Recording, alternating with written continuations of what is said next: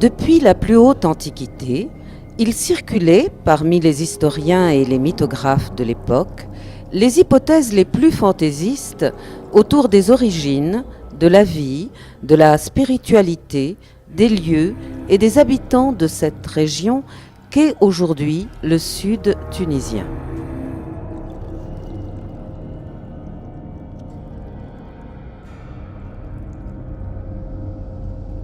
Dans l'ensemble ethnique général de l'Afrique du Nord tout entière, le peuple du sud tunisien constitue une composante importante. À ce peuple furent attribués au cours de l'histoire les noms les plus divers: Gétules, Maures ou encore nomades ou numides. Le célèbre historien et sociologue tunisien Ibn Khaldoun les définit Sanheja et Ketem, descendants de groupes yéménites.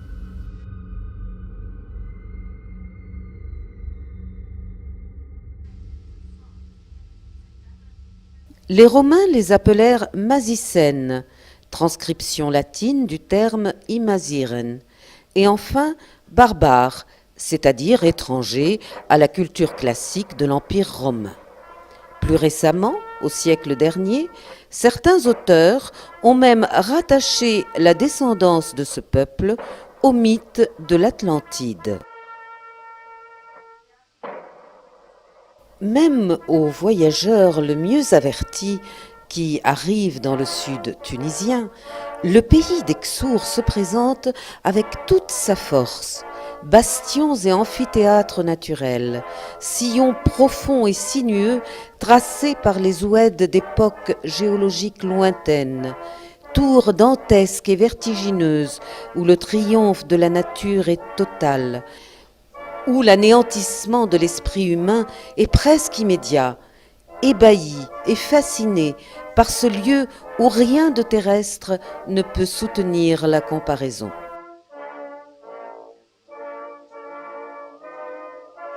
Le Xhour, écrin de savoir et de sagesse, accueille une société guidée par l'intelligence et la solidarité, gouvernée par une assemblée d'anciens nullement différente des cités-États de la Grèce antique, détentrices d'un savoir profond, indévoilable à qui n'en aurait pas reçu l'initiation.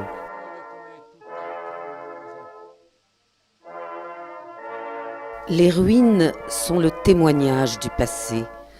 Venez les observer avec l'attention de qui veut comprendre, parce que les trésors cachés et mystérieux sont encore là, présents et mis en évidence pour l'observateur attentif.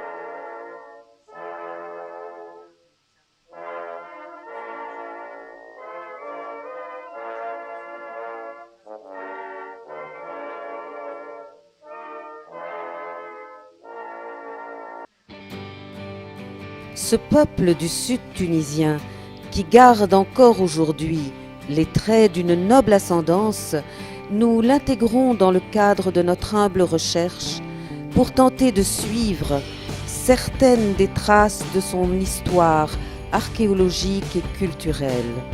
Un parcours en dehors des normes qui essaie d'explorer les points les plus cachés et les plus profonds d'un mystérieux passé.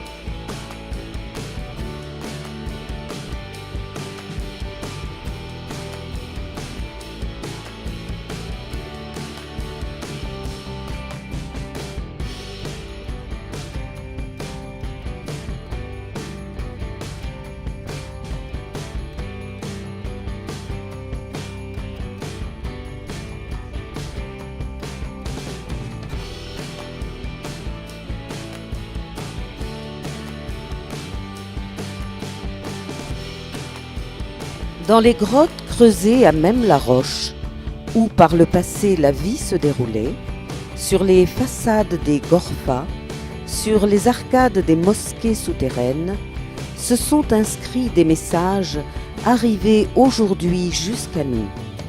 Communication cryptée, icônes au sens profond qui touchent aux points ultimes et universels de l'homme.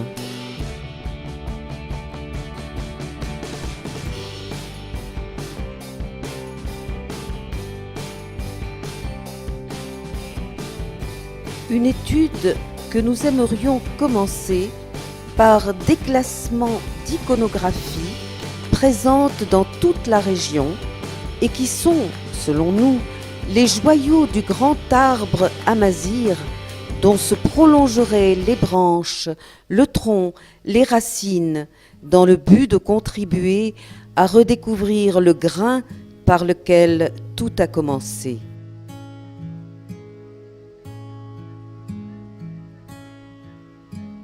Formule sous forme de dessins, écritures, graffitis et bas-reliefs, secrets qui ne se dévoilent qu'aux seuls initiés.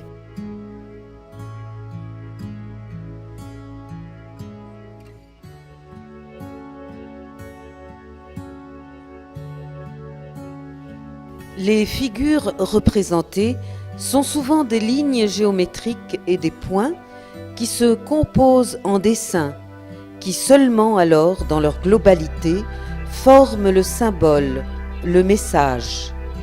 La pensée abstraite qui caractérise chaque symbole se rattache aux tensions humaines qui, dans le passé, n'étaient nullement différentes de celles des hommes d'aujourd'hui. Le besoin de communiquer avec l'inconnu, avec cette sphère dont tout dérive, dont tout dépend, en un mot, avec Dieu, à travers la prière. Voilà la multiplicité des écrits tracés au nom d'Allah pour en rappeler et en marquer de nouveau les désignations en une sorte de dhikr gravé sur la pierre pour rendre humainement éternelle la soumission, l'islam.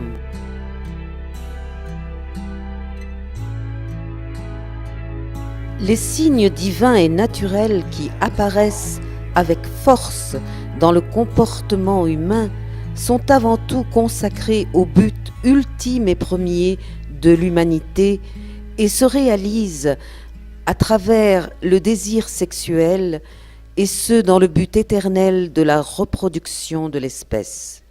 Signe gravé dans l'homme tout de suite après le souffle vital, résumé dans l'arcane biblique « Allez et multipliez-vous ».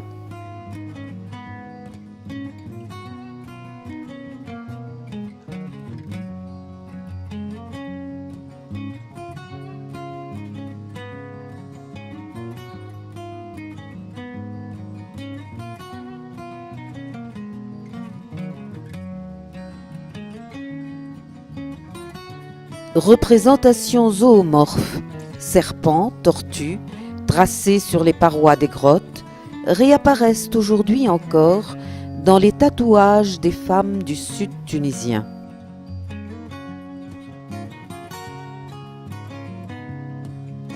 Force d'un moi partisan, d'un univers différent pour chaque homme.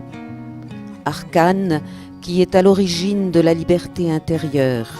Sphère dans laquelle il trouve ses propres expressions artistiques et culturelles, marquage de sa trace indélébile, sa main, son pied, empreinte pérenne de l'homme, signe de la famille, du clan, de la tribu.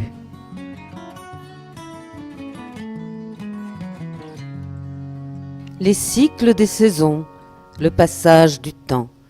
Peut-être l'attente d'une heureuse récolte qui permettra de vivre, peut-être de prospérer. Gravé dans la roche dure pour toute l'éternité. Voilà la terre, la plante, le fruit.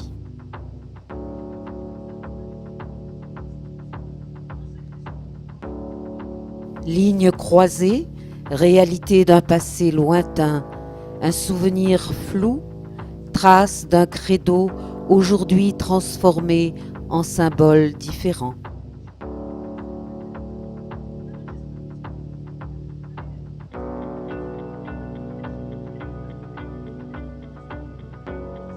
Bateau, barque, véhicule d'un rêve aperçu en terre lointaine, raconté d'un trait en relief par un artiste inconnu.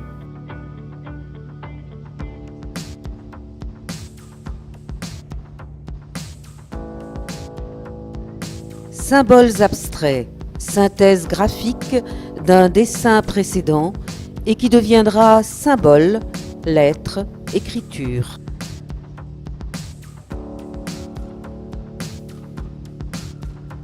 Étoile d'une civilisation d'immense valeur qui bouleverse un peuple de toute sa force, de toute sa culture, de toute sa spiritualité.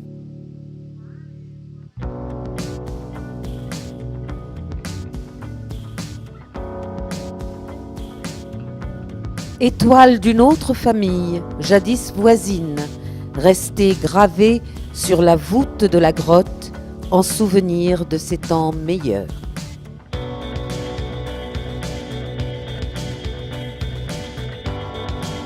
Cercles comme points au firmament, ce sont hommes et choses, calendrier d'événements qui marquent le passage du temps.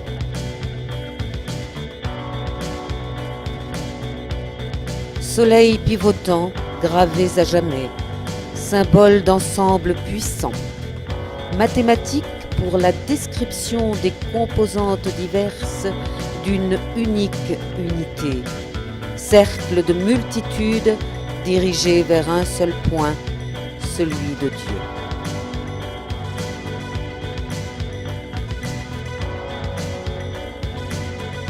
Univers en forme de spirale, intuition cosmique, tourbillon du temps d'une vie, parcours vers le point central ou pulsion vers des Atlantes inconnues.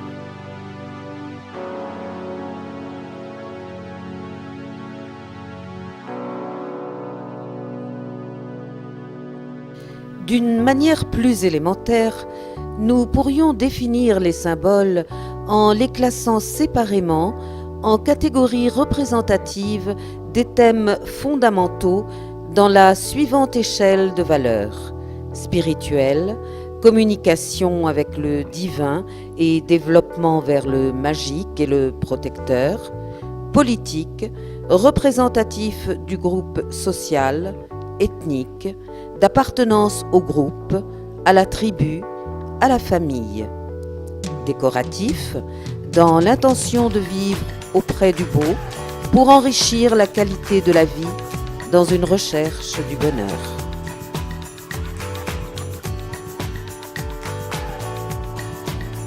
Toutes les formes iconographiques se meuvent à l'intérieur de ces grands parcours et affrontent de temps à autre, selon les critères et les capacités de l'auteur, différents modèles iconographiques d'une force plus ou moins gravée dans le dialogue avec la nature, l'univers, le divin.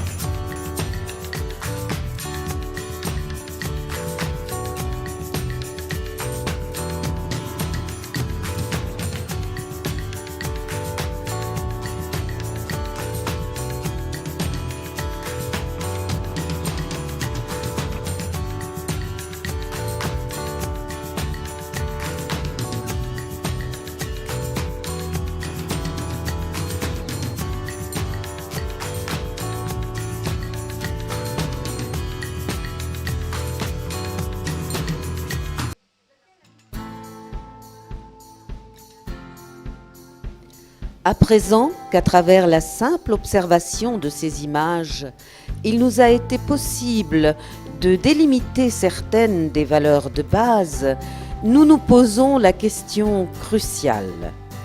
Les auteurs de ces extraordinaires icônes avaient-ils conscience de la signification de leur travail?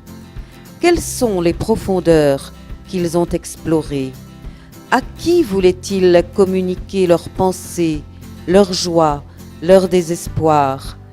Et enfin, la question qui, entre toutes, est certainement la plus mystérieuse, à laquelle la réponse ferait basculer d'un autre côté l'analyse de toutes les études, les auteurs des symboles, dans l'étape de projet de leur œuvre, avaient-ils la pleine conscience de se mouvoir dans les sphères profondes de l'homme, ou bien leur travail n'était-il que le fruit spontané d'instincts naturels?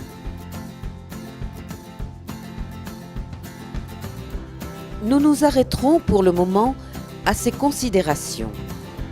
Nous croyons, avec ce travail, avoir créé une plateforme à partir de laquelle il serait possible d'entreprendre de nouvelles recherches d'intérêt national et international destinées à tous, chercheurs, spécialistes, voyageurs curieux, qui aimeraient explorer et connaître les faces cachées du sud-est tunisien, lieu de sagesse, d'humanité, de savoir et de profonde spiritualité.